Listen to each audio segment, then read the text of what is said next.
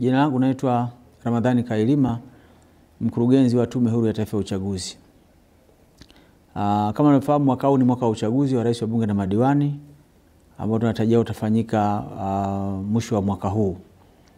Sasa Tume Huru ya Taifa ya Uchaguzi iko kwenye maandalizi mbalimbali kuelekea uchaguzi mkuu. Mojawapo ya maandalizi ambayo tume imeyafanya ni kuboresha daftari la kudumu la wapiga kura, ambapo tulianza mwezi Julai mwaka jana 2024 na tumekamilisha mwaka huu Machi 2025. Na tunatarajia Jumatatu mwisho mwenyekiti atatoa ratiba ya uboreshaji wa daftari la wapiga kura awamu ya pili. Sasa kama sehemu ya kukamilisha pia tume kwa mujibu wa kifungu namba 162 kifungu dogo cha kwanza cha sheria ya uchaguzi wa rais na madiwani, ambao kinaelekeza tume kushauriana na vyama vya siasa na serikali kuandaa na kuchapisha kanuni za maadili ya uchaguzi, ambayo maadili hayo yataweka mambo yote yanayohusu taratibu za kampeni, uchaguzi na namna ya kutekeleza kanuni za maadili hizo. Na ukisoma kifungu cha pili kinasema kanuni za maadili zinapaswa kusainiwa na vyama vya siasa, kila chama cha siasa, kila mgombea, serikali na Tume Huru ya Taifa ya Uchaguzi.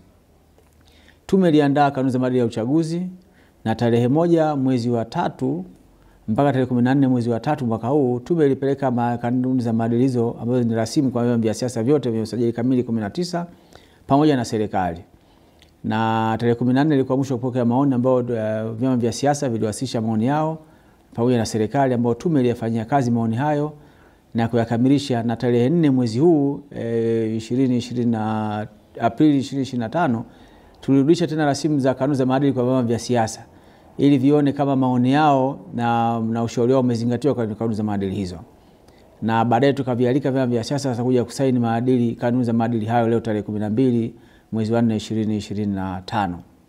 Napenda nitoe fursa hii kwa niaba ya Tume Huru ya Taifa ya Uchaguzi kuvishukuru vyama vya siasa vyote kwa namna ambavyo vilishiriki katika mchakato huu. Vilishirikishwa na tume mara ya kwanza tarehe 1 mpaka tarehe 14 mwezi wa 3, na vilikashirikishwa tena na tume kuanzia tarehe 4 mwezi huu mpaka tarehe 11 mwezi huu. Na leo nitamke rasmi kwamba tumesaini kanuni za maadili ya uchaguzi. Vyama 18 kwanza vimearidhia, na pili vimesaini kanuni za maadili hayo pamoja na serikali kupitia ofisi ya waziri mkuu. Sasa kifungu cha 162 kifungu cha pili kinasema ni lazima masharti yao yasainiwe na kila chama na kila mgombea na serikali na Tume Huru ya Taifa ya Uchaguzi. Maana yake na upidi yazingatiwe, maana yake chama kisiposaini kanuni za maadili hizo hakitaruhusiwa kushiriki uchaguzi wa rais, wa bunge na madiwani. Na sio kwamba hakitaruhusiwa kushiriki uchaguzi tu utakofanyika mwisho wa mwaka huu, na chaguzi zingine ndogo zote zitakofanyika katika kipindi hiki mpaka 2030 Mungu akitujalia kufika salama. Kwa chama cha Demokrasia na Maendeleo Chadema hakijasaini kanuni za maadili hayo, maana yake kwa mujibu wa sheria na kanuni ni automatic kwamba hakitaweza kushiriki uchaguzi, kwa sababu chama chenyewe hakitaweza kupata fursa kuteua wagombea kwa sababu hajakiri kusaini kanuni za maadili hayo.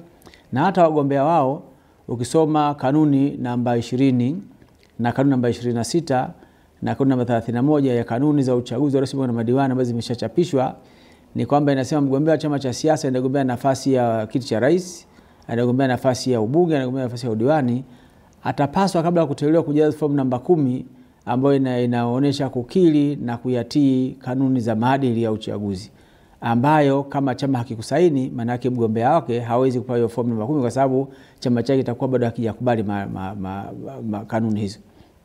Kwa hiyo nitumie fursa hii kusema tunashukuru sana, tumesema tuko tayari, na Jumatatu Mungu akitujalia mwenyekiti atatoa kalenda ya uboreshaji wa awamu ya pili, then tutasonga mbele kwa ajili ya maandalizi kamili ya uchaguzi. Asanteni sana.